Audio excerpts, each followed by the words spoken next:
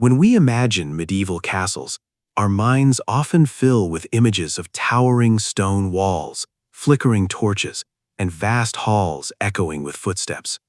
Yet there is a quieter, colder truth hidden behind those walls, one that modern imagination rarely pauses to consider. Stone castles were not warm places. They were not designed for comfort, and certainly not for the kind of gentle warmth that modern homes provide. Winter came early, stayed long, and pressed itself into every crack of the walls. And still, people lived there. They slept, worked, ate, raised children, aged, and died, without ever knowing central heating, insulation, or even glass windows in many cases. To understand how life continued without freezing inside medieval castles, one must slow down and step into a different rhythm of time. This was a world where cold was not an emergency, but a season-long companion, expected and endured. The medieval mind did not ask how to eliminate the cold, but how to live alongside it. Stone, the very material that made castles strong, was also their greatest enemy in winter. Thick walls could stop arrows and fire, but they absorbed cold like ice. Once winter settled in, those walls became vast reservoirs of chill. Touching them felt like touching frozen earth. Even standing close could drain warmth from the body. Floors were often bare stone as well, pulling heat downward from feet and legs. In many castles, the cold was not merely felt, it was inhaled. Breath turned visible indoors. Water left in bowls could freeze overnight. Ink could thicken, making writing slow and difficult. And yet, people adapted. Fire was the most obvious ally. Large hearths dominated the great halls, their flames serving as both practical heat sources and symbolic centers of life. These fires were rarely allowed to go out in winter. Day and night, servants tended them, feeding them wood, peat, or charcoal. The fire did not heat the castle evenly, far from it. Heat rose quickly and escaped through high ceilings and open roof vents. Still, the area close to the hearth became a shared warm island. Life clustered around it. Meals were eaten nearby. Conversations happened there. Even sleeping arrangements sometimes shifted closer to the fire during the coldest months. But fires alone were never enough. Medieval people understood that warmth was something to be layered, stored, and protected. Clothing played a critical role. Unlike modern fashion, medieval winter clothing was built around survival. Wool was the foundation of nearly everything. Wool retained heat even when damp, a vital quality in cold stone interiors where condensation and moisture were common. People wore multiple layers, linen close to the skin, wool above it, and heavier cloaks or mantles on top. Fur was not merely decorative, it lined garments, cloaks, gloves, and boots. For the wealthy, furs of fox, marten, or squirrel provided remarkable insulation. For the poor, sheepskin or rough wool served the same purpose. At night, bedding became a primary defense against freezing. Beds were not the minimalist frames we imagine today. They were structures designed to trap heat. Straw mattresses were piled thickly, topped with wool blankets and heavy quilts. Feathers, when available, were treasured for their warmth. Curtains surrounded many beds, especially those of nobles. These bed hangings formed a small, enclosed space, trapping body heat and shielding sleepers from drafts. In effect, the bed became a room within a room, a private climate zone inside an otherwise cold chamber. Sleeping alone was not always the norm. Shared sleeping was practical as well as social. Family members, servants, and even guests might sleep in the same room or nearby spaces. Shared body heat mattered.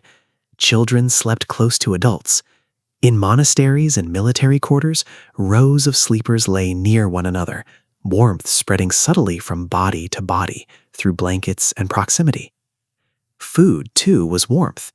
Medieval diets in winter shifted toward heavy, sustaining meals.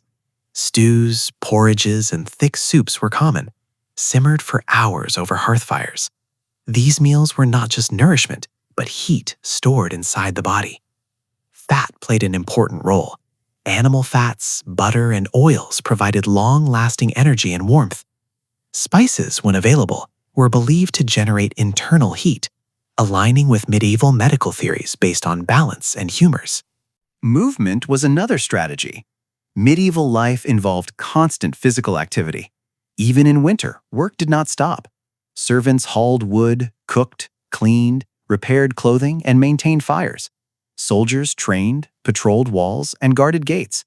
Movement generated heat, keeping blood flowing and muscles warm. Stillness, in contrast, invited cold. Long periods of inactivity were avoided whenever possible during daylight hours. Architecture itself slowly adapted. While early castles were brutally cold, later medieval designs showed increasing awareness of comfort. Smaller rooms replaced vast halls for private living. Fireplaces multiplied, appearing in chambers rather than only in great halls.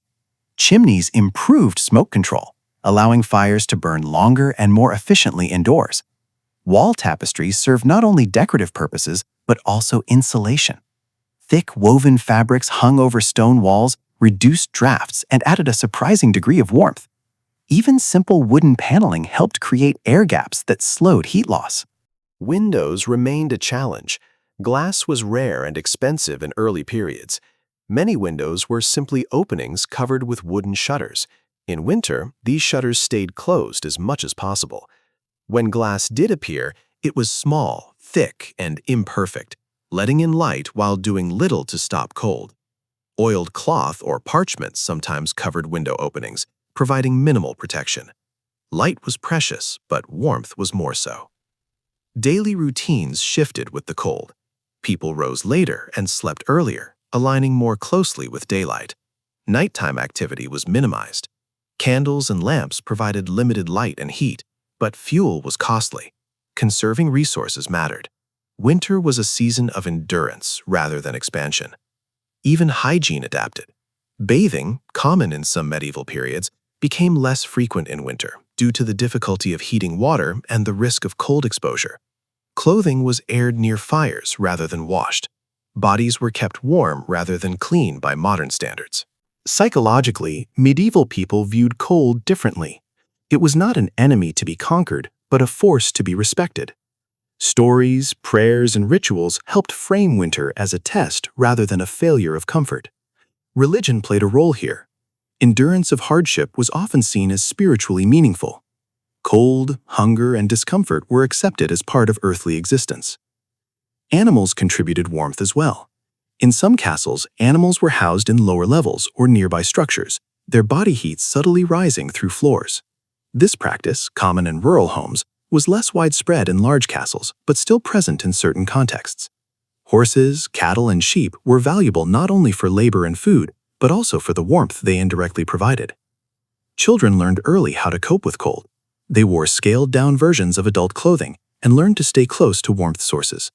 Games moved indoors near fires. Education, when available, happened in warmer rooms. Elderly residents, more vulnerable to cold, were given priority near hearths and thicker bedding. Winter storms could still overwhelm even the best preparations. During extreme cold, water supplies froze, fires struggled against icy drafts, and illness spread more easily. Frostbite and respiratory infections were real dangers. Mortality rates rose in harsh winters. Medieval life was resilient, but not invincible. Yet, what is striking is not how often people suffered, but how consistently life went on. Meals were cooked, stories were told, songs were sung near fires. The cold shaped medieval culture, slowing it, deepening it, and giving winter a distinct emotional texture. Silence, crackling wood, the heavy weight of blankets, the dim glow of firelight, these were not exceptions, but the background of daily life. In a medieval castle at night, winter was not fought, it was settled into. The cold pressed against stone walls, but inside, small pockets of warmth survived. A hearth glowing low, a cluster of bodies under layered blankets, a candle flickering beside a bed enclosed by curtains. Sleep came not easily, but deeply, wrapped in wool, fur, and the quiet acceptance of the season. And when morning came, cold floors met bare feet. Breath clouded the air, and fires were coaxed back to life. Another winter day began, not with comfort, but with continuity. Life, somehow, did not freeze. Winter inside a medieval castle did not arrive suddenly. It crept in slowly, almost politely at first, through small changes that were easy to ignore. The stone would feel a little colder under the hand. The air would linger longer in the lungs. The sound inside rooms would change, becoming sharper, as if the walls themselves were listening. Long before snow fell, the castle already knew winter was coming. People adjusted not by resisting the cold, but by reorganizing life around it. Rooms that were lively in summer became abandoned in winter. Long corridors fell silent.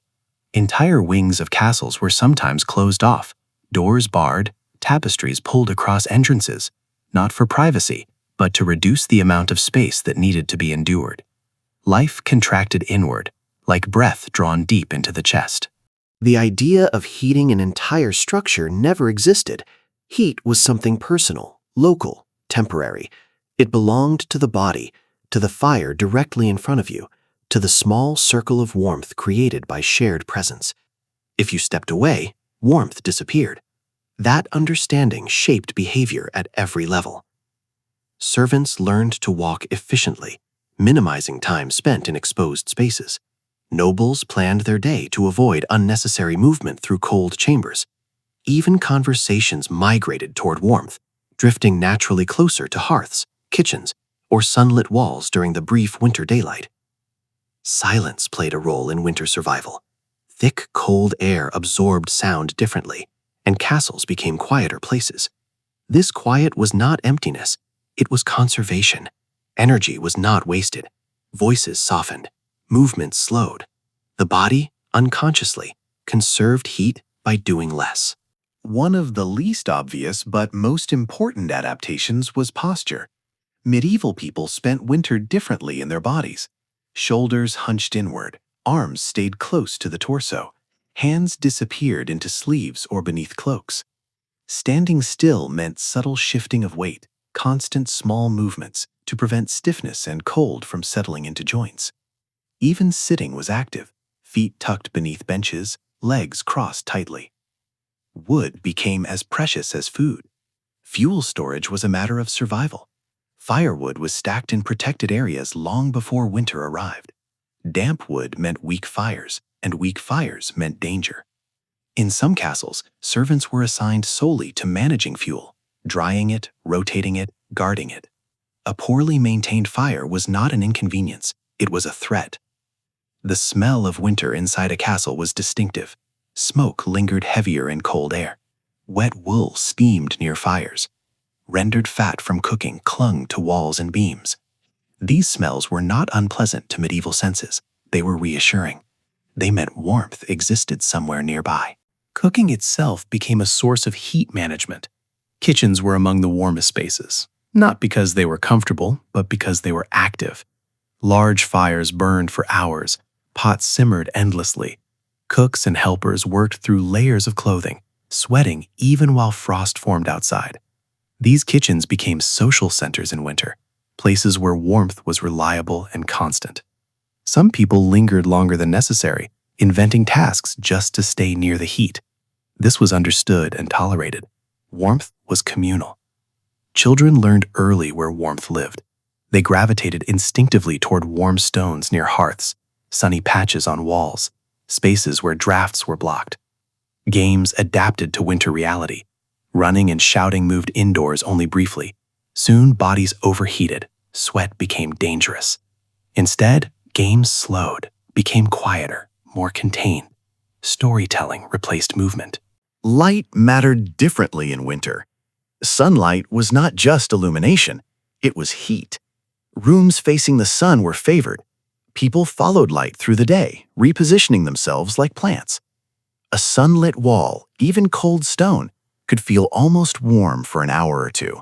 That window of warmth was used carefully. Windows themselves were treated cautiously. Opening one in winter was an act of necessity, never casual. Air exchange was minimal.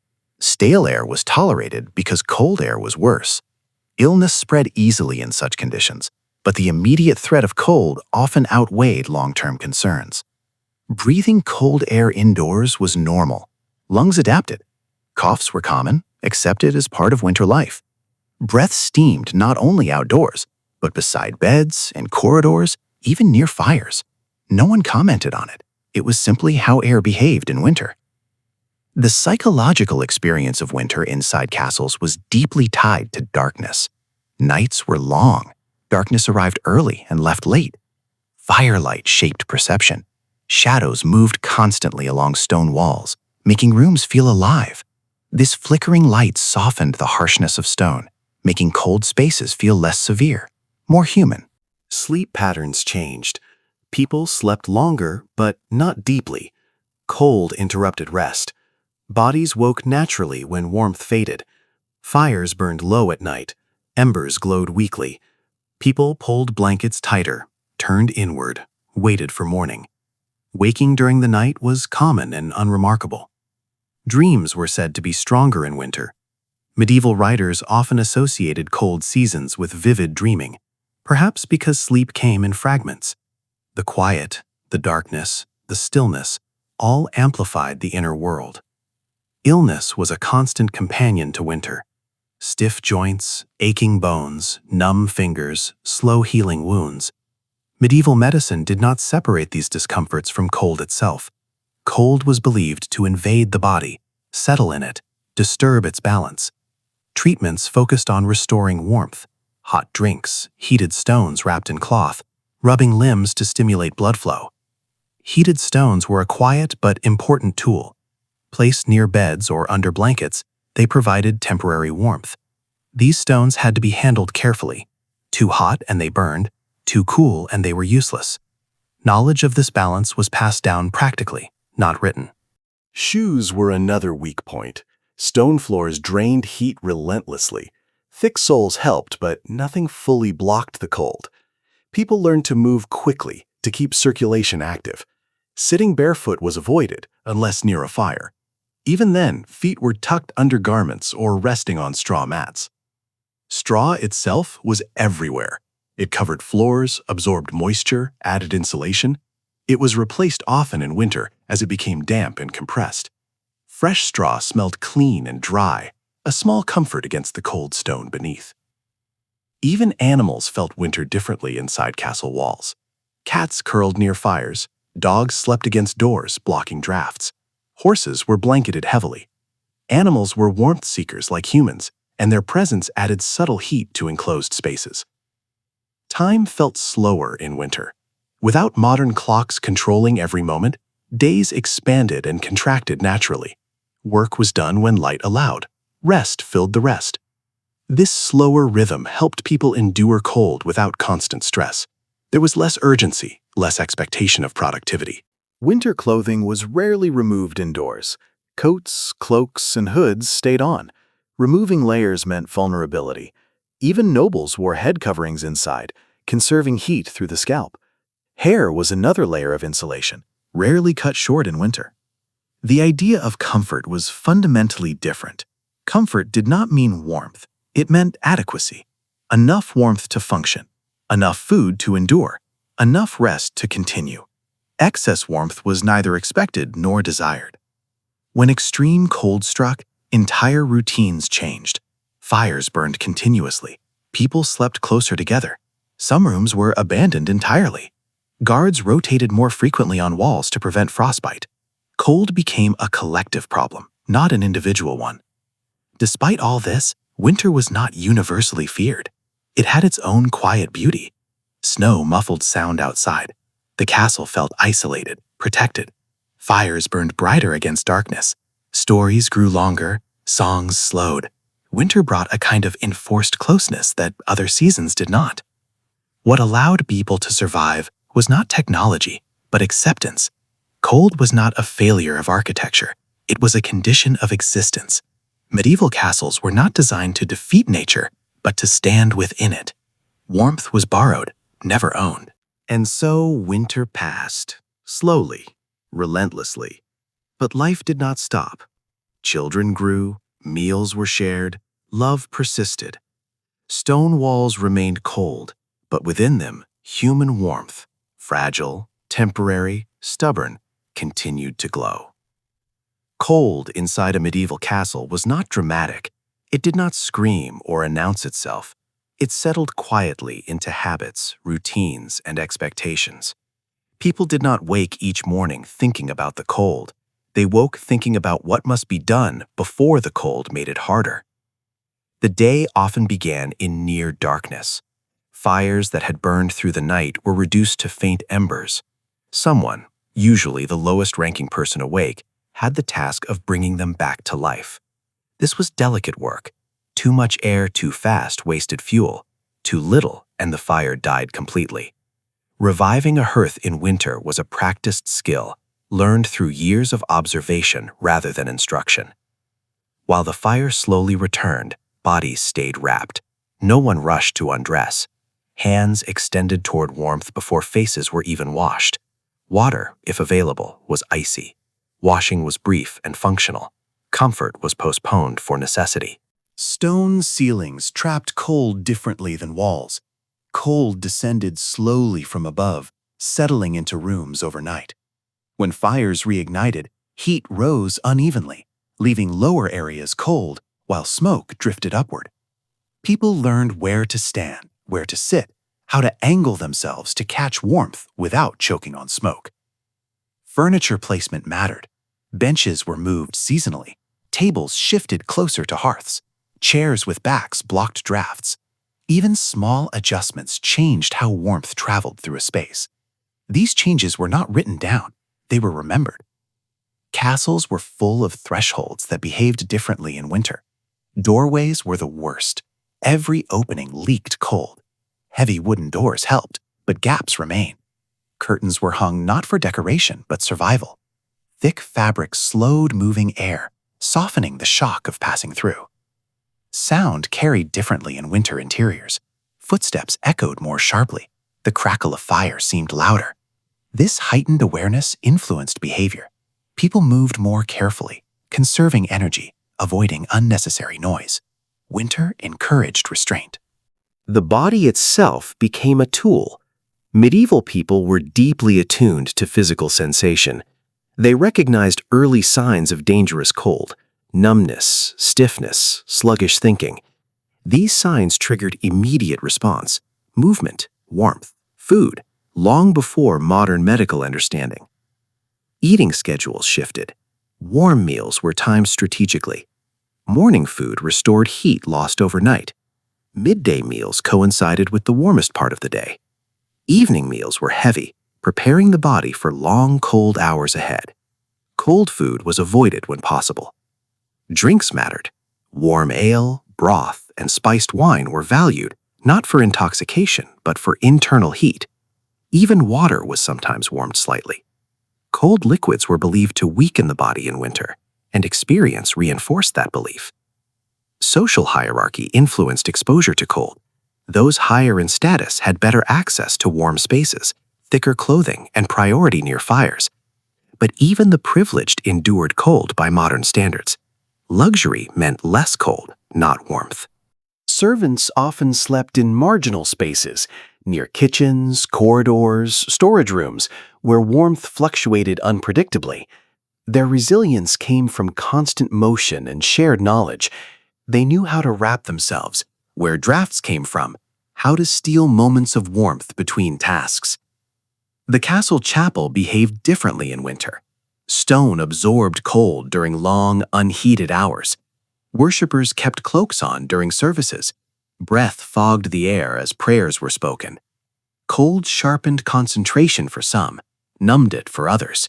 Faith and endurance blended. Winter altered time perception. Days felt both longer and shorter, long in effort, short in light. Without clocks dictating productivity, people adjusted expectations. Less was done, but what was done mattered more. Maintenance work changed. Mortar cracked in freezing temperatures. Wood shrunk. Metal stiffened.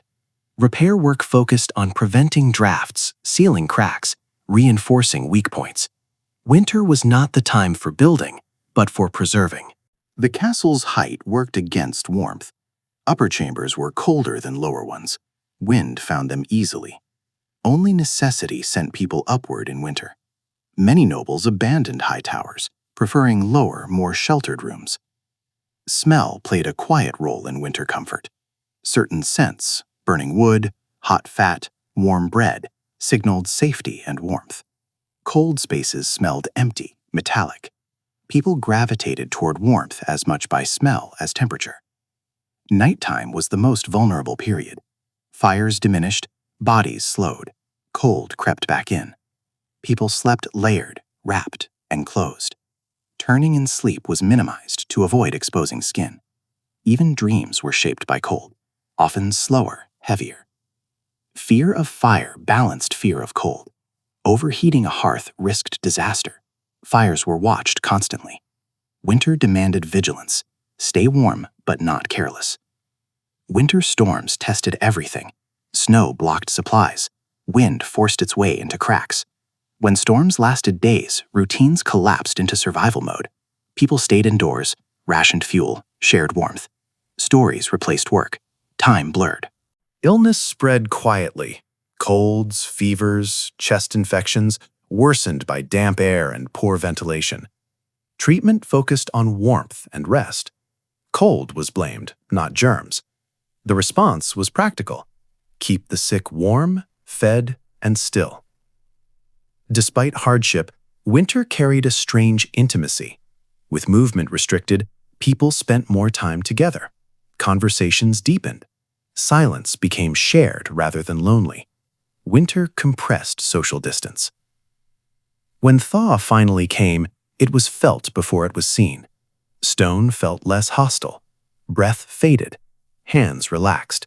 The castle exhaled. Winter had not been defeated, it had simply moved on. The survival of winter in medieval castles was not heroic or clever. It was patient. It relied on attention, habit, and acceptance. Cold shaped life without stopping it. Cold in a medieval castle was not only a physical condition, it was administrative, social, emotional, and deeply logistical. Surviving winter was not a matter of bravery or endurance alone. It was a carefully managed system built on preparation, discipline, and quiet compromise. Long before winter arrived, the castle was already adjusting. Decisions made in late summer shaped survival months later. Supplies were counting, not abstractly, but by weight and burn time. How many days could a single hearth be fed? How long would tallow last? How many bodies depended on each fire? These calculations were not written in ledgers with precision, but they existed clearly in the minds of stewards and household managers. Winter survival began with limits. Limits on space, limits on movement, limits on expectation. Castles were designed to dominate landscapes, but in winter they shrank inward. The usable world became smaller. Certain staircases were avoided. Certain rooms were quietly abandoned. Even the lord of the castle adjusted his presence, choosing practicality over prestige. Stone behaved differently in prolonged cold. It did not simply remain cold, it accumulated it. After weeks of freezing temperatures, stone radiated chill continuously, even when fires burned. This meant that heat had to be constantly renewed. There was no residual warmth to rely on. Fire that stopped working meant cold returned immediately. This reality shaped how people stood, sat, and even spoke. Conversations were shorter. Meetings were held closer to heat sources. Long debates moved from formal chambers to more enclosed rooms. Politics followed warmth. Clothing maintenance became critical. Winter garments were repaired repeatedly. A torn seam meant lost heat. A loose cuff invited drafts. Servants carried needles constantly. Repairs happened wherever there was light and warmth enough for fingers to function. Moisture was a hidden enemy. Cold stone drew condensation from the air. Dampness crept into clothing, bedding, and stored materials. Drying was an endless task. Garments hung near fires, rotated carefully to avoid scorching. Wetness meant danger, not inconvenience.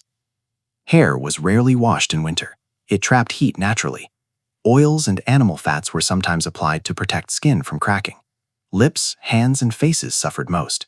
Cracked skin bled easily in dry, cold air. Winter changed how people touched each other. Touch became functional rather than affectionate. Hands were cold, stiff, unreliable. Gloves limited sensation. Even holding objects felt different. Metal burned with cold. Wood felt safer. Metal objects were handled cautiously. Weapons left exposed became painful to grip. Armor was worn only when necessary. Chains stiffened, locks froze, keys snapped. Every metal failure had consequences. Food storage dictated daily rhythm. Frozen supplies required planning. Some foods hardened beyond use and had to be moved closer to warmth. Others benefited from cold preservation. Knowledge of this balance came from experience, not theory. Salted meat and dried foods dominated winter diets. Freshness was a memory. Meals were repetitive but filling. Hunger was dangerous and cold. Full stomachs helped bodies maintain heat. Even overeating had purpose. Cooking smells changed with the season. Winter food was heavier, denser, more pungent. Spices were used sparingly but intentionally. They were believed to activate internal warmth. Whether true or not, the belief itself comforted. Sleep was negotiated nightly. Not everyone slept at once. Fires needed watching. Guards rotated in shorter shifts to prevent cold damage. Night work was exhausting but necessary. Fatigue and cold fed each other. Light influenced mood strongly in winter. Without abundant daylight, candles shaped perception. Shadows lengthened. Faces flickered. Rooms felt less solid, more transient. This influenced behavior subtly, encouraging introspection and restraint. Religion played a stabilizing role. Winter hardship aligned with religious narratives of trial and patience. Cold was not meaningless. It was endured with purpose. This mental framing reduced panic and despair. Illness changed social structure. Sick individuals were isolated when possible, not from fear of contagion, but to protect limited warmth. Caring for the ill required resources. Warmth was rationed strategically. Winter also reshaped authority. Leaders were expected to manage hardship competently. Failure to provide warmth and food undermined loyalty. A cold winter could destabilize power quietly. Children experienced winter differently. Their bodies adapted faster, but they required protection. Adults prioritized them instinctively, even in rigid hierarchies. A cold child was a visible failure of the household. Education slowed. Writing was difficult with stiff fingers. Reading by candlelight strained eyes already weakened by dimness. Knowledge transmission became oral. Stories replaced lessons. Timekeeping blurred. Days were measured by tasks completed rather than hours passed. Winter loosened schedules. Survival replaced productivity. Wind was the most feared element. Cold without wind was manageable. Wind turned cold into invasion. Drafts were tracked obsessively. People memorized airflow patterns within rooms. Sound of wind outside affected sleep. Whistling through stone cracks reminded occupants of vulnerability. Heavy walls protected but did not isolate completely. Winter also redefined privacy. People clustered together. Solitude was rare. Shared space meant shared warmth. Personal boundaries softened. When winter ended, it did not leave immediately. Stone released cold slowly. Even in early spring, rooms remained hostile. Warmth returned unevenly. Survival left marks. Winter aged people. It stiffened joints permanently. It etched lines into faces. Endurance was visible. Yet castles persisted, not because they were warm, but because people adapted relentlessly. Cold was integrated into life, not fought. Medieval castles did not protect their inhabitants from winter. They demanded negotiation with it. Survival was quiet, methodical, and collective. In a medieval castle, winter revealed truths that warmer seasons allowed people to ignore. It exposed weaknesses in stone, habits in people, and the quiet agreements that kept a household alive. Cold did not shout. It negotiated, patiently and persistently, until everything in the castle either adapted or failed. Water was one of winter's most difficult problems. It was essential, heavy, and unforgiving. Wells froze, buckets tracked, pipes, where they existed, became rigid and useless. Fetching water in winter was dangerous work. Ice made stone steps treacherous. A spilled bucket meant wasted effort and lost warmth. People learned to move slowly, deliberately, conserving both strength and heat. Water, once brought inside, became something to protect. It was kept close to warmth, not to comfort, but to remain usable. Frozen water was useless water. Containers were wrapped. Placement mattered. One careless night could undo hours of labor. Latrines behaved unpredictably in winter. Waste froze, clogging systems designed for flow. Cleaning became harder. Smell lingered longer. These were not polite problems, but they were real. Servants adapted, using ash and sand to manage freezing waste. Even the most powerful castle depended on such unglamorous labor to remain habitable. Cold changed how people perceived dirt. In winter, cleanliness gave way to warmth. Removing layers to wash meant exposure. Dirt was tolerated longer. Smell became normalized. Survival adjusted standards quietly. Guards experienced winter differently than anyone else. Their duty required stillness, exposure, and alertness. Cold attacked them directly. Long watches numbed fingers and slowed reflexes. Guards learned subtle movements, small shifts of weight, controlled breathing, to stay awake without wasting energy. They rotated more frequently, not for fairness, but to prevent injury. Weapons behaved poorly in cold. Sword hilts burned the skin, bowstrings stiffened, crossbows resisted loading. Guards protected their equipment as carefully as their bodies, wrapping metal parts, keeping weapons close to warmth when possible. A cold weapon was a liability. Night patrols were especially dangerous. Darkness hid ice patches, wind cut through cloaks. Yet vigilance was essential. A winter castle was vulnerable not because of enemies, but because of fatigue. Cold dulled judgment. Mistakes multiplied quietly. Fireplaces were not always reliable. Smoke sometimes refused to rise, pushed back by cold air outside. Rooms filled with choking haze. Fires had to be extinguished reluctantly, leaving people colder than before. Smoke management was a learned skill, adjusted daily based on weather. Stone staircases became traps. Moisture froze invisibly. Falls were common. Injuries healed slowly in cold. Broken bones meant long-term disability or death. Winter demanded attention with every step. Sound behaved strangely. Cold air sharpened noises. A dropped object echoed too loudly. This made stealth difficult and silence oppressive. At night, every sound felt significant. The castle seemed restless, even when still. The elderly suffered winter most quietly. Their movements slowed. Their circulation failed them. They stayed close to warmth, spoke less, listened more. They were not always visibly ill, but winter aged them quickly.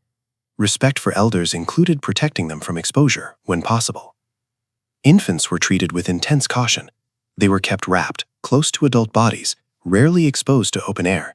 Crying was dangerous. It wasted energy and drew attention to weakness. Caregivers learned to respond quickly, efficiently. Women's work changed in winter. Tasks requiring dexterity became harder. Spinning slowed. Sewing strained fingers. Work shifted toward tasks that allowed pauses near warmth. Productivity declined, but survival did not. The castle's rhythm flattened. Seasonal celebrations were muted. Music slowed. Instruments reacted poorly to cold. Strings snapped. Voices carried less warmth. Songs became quieter, longer, more repetitive. Food preparation took more time. Frozen ingredients resisted knives. Grinding grain required more force. Cooks worked closer to fire, rotating tasks to avoid exhaustion. Burns increased in winter, an ironic consequence of seeking warmth. Firelight affected perception of space. Rooms felt smaller. Corners disappeared. Faces softened. Cold stone seemed less threatening when partially hidden by shadow. This psychological effect mattered. Comfort was as mental as physical. People spoke less about the future in winter. Plans extended only as far as survival. Long-term thinking returned with warmth. Winter narrowed imagination. Winter also altered relationships with animals. Working animals required more care. Feed increased. Shelter mattered. A sick animal in winter was often lost. Emotional attachment deepened quietly. Snow outside muffled the world. The castle became an island. News traveled slowly. Isolation deepened. This could be comforting or terrifying depending on circumstances. Time spent indoors intensified interpersonal tension. Disputes flared over space, warmth, perceived unfairness. Leadership was tested not in battle, but in fairness of distribution. Warmth became currency. Proximity to fire signaled status. Displacement from warmth felt like punishment. These dynamics were rarely spoken aloud, but everyone understood them. Winter storms forced collective stillness. No work, no travel, no progress, only waiting. Waiting became a skill. Impatience wasted energy. Children learned patience early. Winter shaped temperament. Loudness, impulsiveness, excess movement were discouraged. Calm was rewarded. Even language softened. Fewer commands, more gestures. Energy conserved through communication. When thaw came, it arrived unevenly. Meltwater flooded courtyards. Mud replaced ice. New dangers emerged, but warmth brought relief. Movement returned. Breath lightened. Survival of winter was not a story of triumph. It was a story of adjustment. Cold was not beaten, it was accommodated. Castles endured winter because people adapted endlessly, quietly, without drama. Stone never warmed, but life continued anyway. In medieval castles, winter did not simply arrive as a season. It arrived as a long negotiation between stone, flesh, time, and expectation. The cold did not demand attention all at once. It asked for it repeatedly, in small ways, until every choice made within the walls acknowledged its presence. One of the quiet truths of castle life was that warmth was never static. It moved. It appeared briefly and vanished without warning. A spot beside a wall might feel tolerable one hour and hostile the next. People learned to sense these changes instinctively. They remembered which corners were kinder, which angles of the room caught less wind, which surfaces stole heat fastest. This knowledge was personal, intimate, and rarely shared explicitly. Winter sharpened awareness of gravity. Cold air sank, heat rose. People learned to live in the middle, neither too high nor too low. Lofty spaces were abandoned. Cellars were avoided unless necessary. The most tolerable areas were often unremarkable rooms, halfway between ground and ceiling, where air moved slowly and predictably. The castle's silence deepened in winter, but not because fewer people were present. Sound was absorbed differently by cold surfaces. Stone seemed to swallow noise rather than reflect it. Voices carried less. Laughter felt heavier, as if it required permission. This quietness encouraged inwardness. Thoughts lingered longer. Memories surfaced more easily. People spoke differently when cold. Words were chosen carefully, not for elegance, but for economy. Long explanations wasted breath. Gestures replaced speech. Eye contact carried meaning. Winter communication was efficient, stripped of excess. The human body became a constant project. Fingers needed attention, toes required movement, skin demanded protection. Medieval people did not romanticize hardship, but they did normalize maintenance. Rubbing limbs, adjusting clothing, tightening wrappings, these actions filled the day, woven seamlessly into every task. Fire was unpredictable. It could comfort or threaten. Sparks jumped, smoke lingered. Flames behaved differently depending on wind outside, moisture inside, and fuel quality. People treated fire with respect, not affection. It was watched constantly, corrected frequently, trusted cautiously. Heat never belonged to a room. It belonged to moments. A brief pause near a flame, a shared meal while pot still steamed, a cloak warmed by proximity before being worn again. These moments were collected throughout the day, accumulated like small savings against the cold night ahead. The castle's layout influenced social patterns in winter. Those whose duties required movement became leaner, faster, more resistant. Those confined to single spaces grew pale, inward, quiet. Winter redistributed strength unevenly. Written records from medieval winters are scarce, not because nothing happened, but because writing itself was difficult. Ink thickened, hands cramped, surfaces chilled pens. Oral memory replaced written instruction. Knowledge survived through repetition, not documentation. Children absorbed winter's lessons without being taught. They learned where not to sit, when to move, how to curl into themselves. They learned that stillness could be dangerous, that warmth could disappear, that patience mattered. Older residents moved less but observed more. They became keepers of winter memory, warning others of subtle dangers. Their authority often grew in winter, not through power, but through experience. Smell guided movement unconsciously. Warmth had scent. Cold had absence. People followed the former without thinking. Kitchens, stables, workshops, these spaces drew people not for purpose alone, but for sensory reassurance. Time lost precision. Without regular warmth, days blurred. Tasks were measured by completion, not duration. Winter did not reward speed, it punished haste. Even conflict softened in winter. Anger required energy.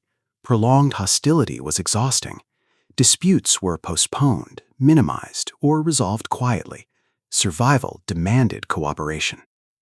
Food was chewed slowly. Warmth spread gradually. Eating was not rushed.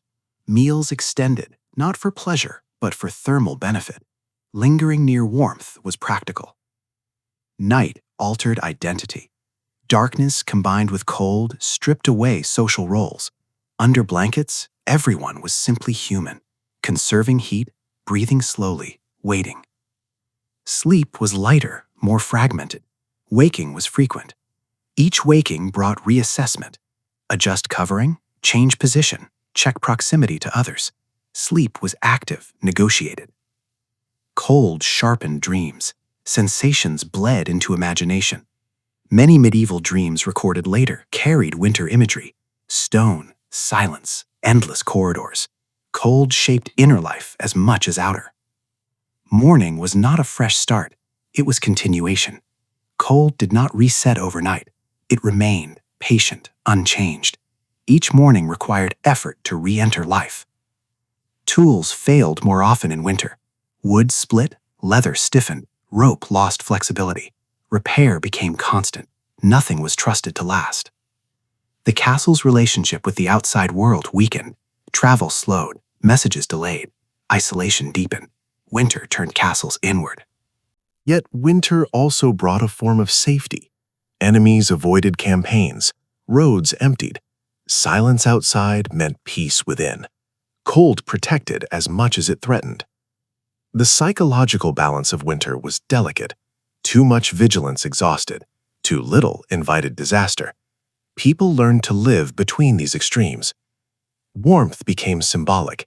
Sharing warmth implied trust. Excluding someone from warmth implied judgment. These dynamics shaped loyalty quietly. The end of winter was anticlimactic. No celebration, just gradual relief. Stones softened, air eased, bodies loosened. Life expanded outward again. But winter left traces. Habits persisted. Caution lingered. Those who survived carried winter within them, shaping choices long after cold retreated. Medieval castles were never warm. They were survivable. That distinction mattered. Survival depended not on conquering cold, but on understanding it deeply enough to live alongside it. Cold inside a medieval castle taught people to think in gradients rather than absolutes. Warm and cold were not opposites. They were points along a shifting scale that changed by the hour. A room was never simply cold. It was less cold than the stairwell, harsher than the pantry, kinder than the gallery, more forgiving than the parapet. People navigated these gradients instinctively, adjusting their lives minute by minute. Winter altered the meaning of possession. Objects that were ignored in summer became central in cold months. A hook placed at the right height to keep a cloak from brushing stone. A wooden bowl that did not steal heat from the hands. A bench positioned where drafts thinned. Ownership mattered less than access. The person who knew where to stand had an advantage over the person who owned more. The castle's mass created pockets of time as well as temperature. Thick walls delayed change. When a thaw arrived, stone lagged behind the weather, holding winter long after the air softened. When cold returned, the walls welcomed it back without resistance. People learned patience from architecture. Nothing changed quickly, and nothing responded to urgency. Winter reorganized labor not by rank but by tolerance. Those who endured exposure better took on tasks that required stillness. Those who suffered quickly were assigned movement. This redistribution was quiet and pragmatic. Pride mattered less than survival. The cold enforced honesty about limits. Breath became noticeable, not because it fogged, though it often did, but became audible. People listened to themselves breathing at night, counting warmth in each exhale. Breathing slowed deliberately. Rapid breath wasted heat. Calm was conservation. The castle's uppermost spaces became repositories of cold memory. Attics and towers stored winter like a substance. When doors opened, that stored cold spilled downward, briefly transforming tolerable rooms into hostile ones. These spaces were approached with caution, like dangerous tools rather than rooms. Winter changed the way people carried objects. Loads were balanced closer to the body. Weight pressed inward, not outward. Baskets hugged the torso. Bundles were secured against the chest.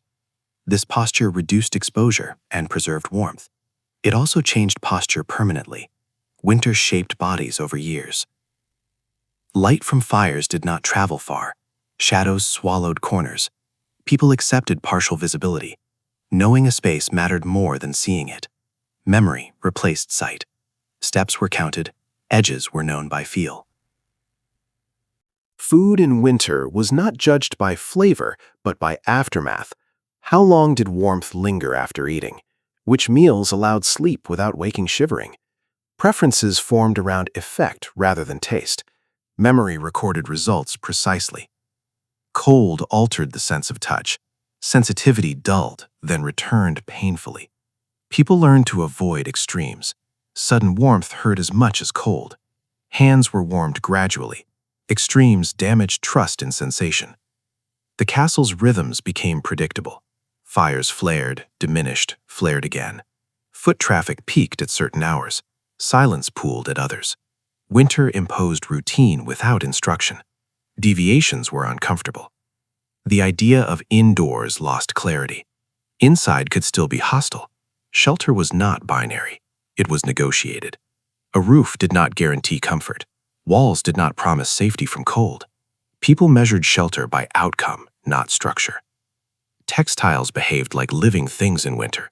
They stiffened, relaxed, absorbed, released. Wool responded generously, linen less so.